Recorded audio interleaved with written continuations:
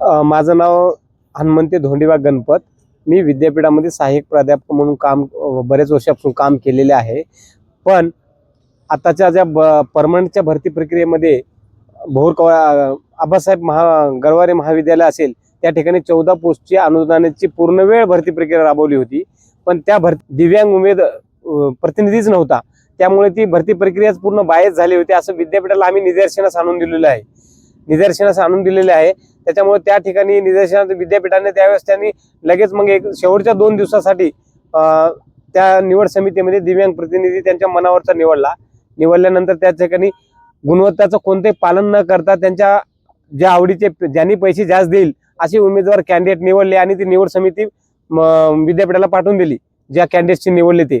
मग त्यावेळेस आम्ही त्या विद्यापीठाला कळवलं की अशा प्रकारे पैसे घेऊन त्या ठिकाणी व्यवहार चालला आहे, भ्रष्टाचार मोठ्या प्रमाणात झालेला आहे आणि त्यामुळे ती भरती प्रक्रिया रद्द करण्यात येऊन अर्ज केल्यानंतर विद्यापीठाने ती भरती प्रक्रिया रद्द व्हावी म्हणून थांबवली. आतापर्यंत जवळपास 6 महिने झालं विद्यापीठाने अप्रूव्हल काढला नव्हता. पण आणि आम्हाला विद्यापीठाच्या कुलगुरूंना लेखी लिहून दिलं होतं की संबंधित भरती प्रक्रिया नियमबाह्य झाली नाही, असं आम्ही त्यासाठी चौकशी समितीने होतो. चौकशी समितीने अहवाल दिल्यानंतर ती भरती प्रक्रिया रद्द करतो असं सांगून लेखी स्वतः विद्यापीठाने इतिवृत्त लिहून दिले आणि त्यामुळे आम्ही निवांत राहिलो. पण विद्यापीठाने अचानकपणे कोणती कारवाई न करता किंवा कोणता अहवाल न करता विद्यापीठाने काल त्यांना अप्रूव्हल काढलेले आहेत आणि त्यामुळे आम्हाला आज उपोषणाला बसण्याची वेळ आली आहे. मी कालपासून झालं आमर उपोषण करतोय. विद्यापीठाचे कुलगुरू वारंवार भेटीसाठी बोलवतात, पण आम्ही अक्षरशः मी अमर उपोषणाला बसल्यामुळे मी चालू शकत नाही आणि 2 मजले चालून तुम्हाला भेटू शकत नाही असं वारंवार सांगितलं त्यांना. पण आता अद्यापपर्यंत कुलगुरू भेटायला आले नाहीत आणि असंच कंटिन्यू जोपर्यंत गरवारे महाविद्यालय असेल किंवा आनंदराव थोपटे महाविद्यालय भोर असेल त्या ठिकाणची भरती प्रक्रिया रद्द होणार नाही किंवा ती भरती प्रक्रिया रद्द नाही झाली तर स्वतः विद्यापीठाच्या कुलगुरूंनी राजीनामा दिला त्या दिवशी मी उपोषण सोडणार आहे. तर विद्यापीठामध्ये 133 पदाची जाहिरात निघाली कॉन्ट्रॅक्टवरची. त्या कॉन्ट्रॅक्टवरची भरती प्रक्रिया निघाल्यानंतर त्या मुलाखतीमध्ये त्यांनी अकॅडमिक परफॉर्मन्सला 50 मार्क आणि इंटरव्ह्यूला 50 मार्क ठेवलेत. पण आता सध्या 111ची भरती प्रक्रिया राबवली आहे, परमनंटसाठी चालू आहे. त्यांच्यासाठी असा शेड त्यांनी लावलेला आहे की 60 मार्क अकॅडमिक परफॉर्मन्सला, 20 मार्क डेमोला आणि 20 मार्क इंटरव्ह्यूला. याचं बायफर्केशन तुम्ही सांगू शकाल की कुठल्या पदासाठी किंवा दिव्यांगासाठी जे तुम्ही म्हटलात त्यांच्या कुठल्या पदासाठी काय? दिव्यांगासाठी कॉन्ट्रॅक्टवर जे आता 138 पदं आहेत त्याच्यामध्ये 5 पदं दिव्यांगासाठी आरक्षित ठेवलेले होते त्यांनी. तसं नियमानुसार त्याला 6 पदं यायला पाहिजे होतं 2019च्या कायद्यानुसार, पण त्यांनी 5च पदं धरले आणि 5 पदही भरले. पण ते ओपनची 38 पदं ओपनची असताना त्याच्यामध्ये 5 पदं हँडिकॅपची टाकली. समांतर आरक्षण हे सामाजिक आरक्षण झाल्यानंतर भरायचं असते, पण त्यांनी ओपन मध्ये हँडिकॅपला टाकल्यामुळे ओपन टोटल हँडिकॅपवर तो अन्याय झालेला आहे त्या ठिकाणी. आणि जे आरक्षित जागा होत्या त्यांच्या बॅकलॉग्स वर काय आहे? टोटॅलिटी मध्ये तो बॅकलॉग आहेच, पण तो बॅकलॉग त्यांनी याच्यात कॉन्ट्रॅक्ट मध्ये भरला नाही त्यांनी. आता ती 111च्या पदामध्ये त्यांनी बॅकलॉग दाखवलंय त्यांनी, पण आता किती भरतात त्याच्यावरती आता आणखी प्रक्रिया चालू आहे त्या संदर्भात. आता हे 133-34 लोकांची जी भरती कॉन्ट्रॅक्टवर मी आता म्हणतो परमनंटच्या काय भरती त्याच्याबद्दल 111ची भरती प्रक्रिया परमनंटची चालू आहे. पण एटीआरच्या नावाखाली बऱ्याचशा क्वालिफाय कॅन्डिडेटला, मागासवर्गीय कॅन्डिडेटला त्यांनी डावललेले आहेत. जे लोक क्वालिफाय आहेत पण ते ऐन टाइमला त्यांना ऑनलाईन म्हणजे अपडेट करू शकले नाहीत, ते वंचित राहिलेले त्या संदर्भात. त्याच्यामुळे बऱ्याचशा त्या एटीआरच्या नावाखाली आमचं म्हणणं आहे की ऍट अ टाइम इंटरव्ह्यूला गेल्यानंतर तुमचं काय क्वालिफिकेशन आहे किंवा तुमचे एटीआर किती आहे त्या ठिकाणी बघावं आणि त्यांना इंटरव्ह्यूला क्वालिफाय त्यांना द्यावी परवानगी. आमची मागणी अशी आहे. जय भीम जय शिवराय. मी डॉक्टर राहुल ससाणे, अध्यक्ष विद्यापीठ विद्यार्थी संघर्ष कृती समिती. गेल्या 2 दिवसापासून आम्ही इथं आमचे सहकारी हनुमंते सरांच्या सोबत आमरण उपोषणाला बसलेलो आहोत. त्यांनी आता सविस्तर सर्व गोष्टी सांगितलेल्या आहेत. याच्यामध्ये 2 गोष्टी आहेत. पहिली गोष्ट म्हणजे विद्यापीठामध्ये जे 133 सहाय्यक प्राध्यापक पदाची भरती प्रक्रिया झाली त्याच्यामध्ये जो काही गैरव्यवहार झाला तो एक मुद्दा आहे. दुसरा मुद्दा गरवारे कॉलेज, भोर कॉलेज आणि अहिल्यानगर येथील अहमदनगर जिल्हा मराठा विद्याप्रसारक समाजाचे जे काही अनुदानित महाविद्यालय आहेत त्या प्राध्यापक भरतीमध्ये झालेला भ्रष्टाचार. एकूणच सावित्रीबाई फुले पुणे विद्यापीठ आणि विद्यापीठाच्या संलग्नित महाविद्यालयामध्ये ज्या काही भरती प्रक्रिया होत आहेत त्या भरती प्रक्रिया पूर्णपणे संशयाच्या भोवऱ्यात अडकलेल्या आहेत. आमची मागणी हीच आहे की कुठलीही भरती प्रक्रिया विद्यापीठातील असेल, विद्यापीठाच्या संलग्नित महाविद्यालयातली असेल, ती पारदर्शकपणे झाली पाहिजे. कुठल्याही SC ST OBC महिला आणि दिव्यांग उमेदवारावरती अन्याय झाला नाही पाहिजे. त्याच्यामध्ये आता येणाऱ्या काळामध्ये विद्यापीठामध्ये 111 परमनंट प्राध्यापकांची भरती होणार आहे. याच्यामध्ये ETRच्या नावाखाली अनेक उमेदवारांना डावललं गेलं आहे. आमची विद्यापीठ प्रशासनाला लेखी आम्ही विनंती केलेली आहे की कुठल्याही विद्यार्थ्याला किंवा उमेदवाराला ETRच्या नावाखाली न डावलता मुलाखतीच्या वेळेस त्याच्याकडे उपस्थित पात्रता जी असेल त्या पात्रतेच्या आधारावरती त्याची भरती प्रक्रिया केली जावी किंवा त्याला मुलाखतीमध्ये समावेश करून घ्यावं. एकंदरीत मुद्दा असा आहे की विद्यापीठ असेल, विद्यापीठातील संलग्नित महाविद्यालय असेल, इथली जी काही प्राध्यापकांची भरती आहे ती पूर्णपणे पारदर्शक व्हावी. आता दुसरा मुद्दा आहे, आमचे 2-3 सहकारी या ठिकाणी आजपासून आंदोलनाला बसलेले आहेत. काही त्याच्यामध्ये शिपाई आणि क्लार्क पदासाठीचे कामगार आहेत, जे विशिष्ट काळासाठी विद्यापीठामध्ये काम करत होते. नंतर काही काळानंतर त्यांना काढून टाकण्यात आलं. गेल्या 1 वर्षापासून ते सातत्याने आंदोलनं करतायत, मोर्चे करतायत आणि आपला निषेध व्यक्त करतायत. लेखी पत्रव्यवहार कुलगुरू असतील, प्रकुलगुरू असतील, कुलसचिव असतील यांच्याकडे करत आहेत. परंतु विद्यापीठ प्रशासन त्यांना केवळ लेखी आश्वासनाच्या पलीकडे काही देत नाही. आता त्यांच्याकडे पत्र आहेत, ते देखील त्यांच्या तोंडाने सांगतील की कशा पद्धतीने विद्यापीठाने त्यांना लेखी आश्वासन दिलं होतं. मागच्या वेळेसच ज्यावेळेस ते आंदोलनाला बसले त्यावेळेस सांगण्यात आलं की 3 महिने तुम्ही थोडासा संयम ठेवा आणि 3 महिन्यानंतर आम्ही तुम्हाला सेवेमध्ये समाविष्ट करून घेऊ. परंतु त्यांनी दिलेल्या लेखी आश्वासनाचं देखील ते पालन करत नाहीत.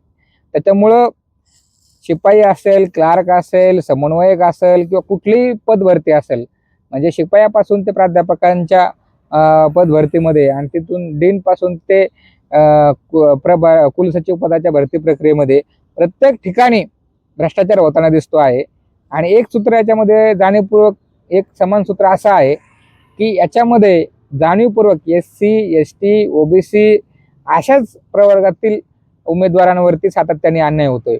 हे शिपाई प्रवर्गातले लोक असतील, क्लार्क असतील, प्राध्यापक असतील, हे सगळेचे सगळे बहुजन समाजामधून येतात. आमचा तर असा आरोप आहे की संबंधित कुलगुरू हा एक जातीवादी कुलगुरू आहे आणि एकूणच सगळं प्रशासन जे आहे ते एक विशिष्ट विचारधारेला समोर ठेवून किंवा त्यांच्या हितसंबंधाचं राजकारण करत आहे. तर एक विद्यार्थी कार्यकर्ता म्हणून माझी हीच आपल्या माध्यमातून विनंती आहे की या सर्व प्रश्नांवरती विद्यापीठाला आपण सर्वांनी एकत्रितपणे विचारला पाहिजे आणि सर्वांना न्याय मिळेल यासाठी एकत्रितपणे संघर्ष केला पाहिजे. धन्यवाद. नमस्कार, मी नितीन प्रकाश मागाडे. मी गेली विद्यापीठात 17 वर्ष माझी सर्व्हिस झालेली आहे आणि तसेच माझे जे सहकारी आहेत प्रत्येकाचं जे आहे ते 5 ते 20 वर्ष सर्व्हिस झालेली आहे असे आमच्यामध्ये लोक आहेत सगळे. तर आम्ही वारंवार विद्यापीठाकडे त्यावेळेस विनंती केली की आम्हाला विद्यापीठाचे जे काही त्यांच्या अधिकारात जे बसतं की विद्यापीठ निधीतून आम्हाला नियुक्ती मिळावी. त्यावेळेस सुरुवातीला आम्ही पत्रव्यवहार केला, कारण सुरुवातीला आम्ही जे होतो ते विद्यापीठाच्या एकत्रित वेतनावरती होतो.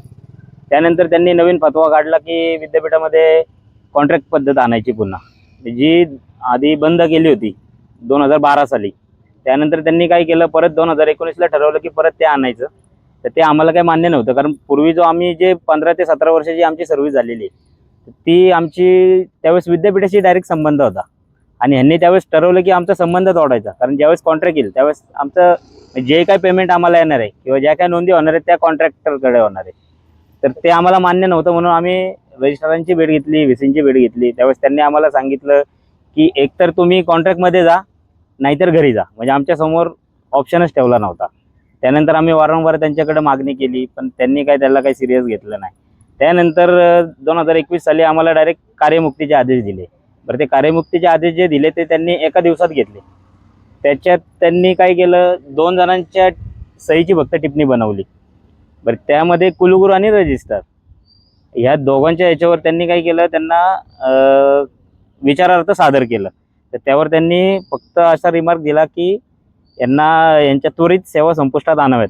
त्या एका फक्त रिमार्कचा त्यांनी हे धरला, आणि आम्हाला काढून टाकलं. त्यानंतर आम्ही परत त्यांना मागणी केली की बाबा हा आमच्यावर अन्याय झालेला आहे, परंतु त्यांनी त्याला काही आजपर्यंत सिरियस घेतलेलं नाही. याच्या आधी आम्ही दोन हे मागच्या वेळेस तुम्हाला पत्र दिलं होतं ते काय दिलं होतं? सांगतो ना, ते आधी आम्ही 2 वेळा आंदोलन केलं. पहिल्या वेळेस आम्हाला तोंडी आश्वासन दिलं, त्यावेळेस आम्ही आंदोलन मागं घेतलं. त्यानंतर त्यांनी कमिटी गठीत केली. त्या कमिटीने अहवाल असा दिला की तुम्ही भविष्यात जेव्हा कधी भरती निघेल, आता 2014ला लास्ट भरती झाली, त्यानंतर अजूनपर्यंत झालेली नाही, तर तुम्ही भविष्यात जेव्हा कधी भरती निघेल त्यावेळेस तुम्ही अप्लाय करू शकतात, रीतसर तुम्ही करू शकता. तर रीतसर आम्ही अप्लाय करायचं म्हणलं तर आमच्यामधले बरेचसे लोक जे ते एज बार झालेले ते कुठेच अप्लाय करू शकत नाही. म्हणजे जेव्हा विद्यापीठाला गरज होती तेव्हा त्यांनी आमचा वापर करून घेतला, आणि जेव्हा गरज संपली त्यावेळेस त्यांना आता ऑप्शन पुढे आला ना की आम्ही कॉन्ट्रॅक्ट आणतो म्हणल्यावर आमची गरजच संपली असं समजायचं. त्यामुळे त्यांनी आम्हाला पूर्ण डावललं. त्यानंतर आम्ही परत आंदोलन केलं. त्यानंतर त्यांनी आम्हाला लेखी आश्वासन दिलं, आता नोव्हेंबरमध्येच केलं होतं. तर त्यावेळेस त्यांनी आम्हाला लेखी आश्वासन दिलं की प्रशासन तुमच्या बाबतीत सकारात्मक विचार करीत आहे. तर ते लेखी आश्वासन आम्ही ठीक आहे बोललो की विश्वास ठेवला.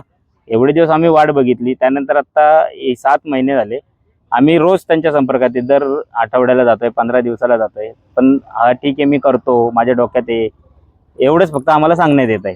बरं, त्यानंतर आम्ही त्यांना हे पण केलं होतं, एक RTI पण टाकला होता. तर त्यामध्ये त्यांनी असं सांगितलं की म्हणजे उत्तर तसं आलं की कुलगुरूंच्या इथं ज्या काही मीटिंग होतात, ज्या काही सभा होतात त्याचे इतिवृत्त होत नाहीत, असं त्यांनी आम्हाला त्याला RTIला उत्तर दिलं. तर ठीक आहे, आम्ही मग त्यानंतर परत एकदा भेटलो.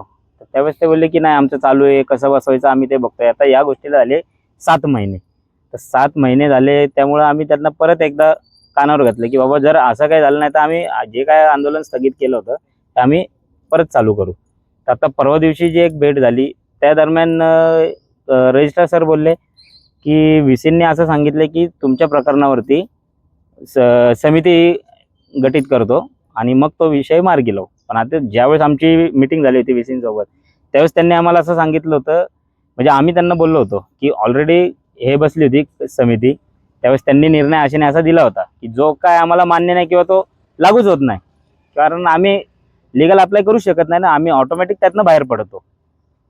परंतु आता परवा दिवशी तसं सांगितल्यामुळं मग थोडंसं त्यांच्या विचारात आम्हाला जरा डगमग जाणवली.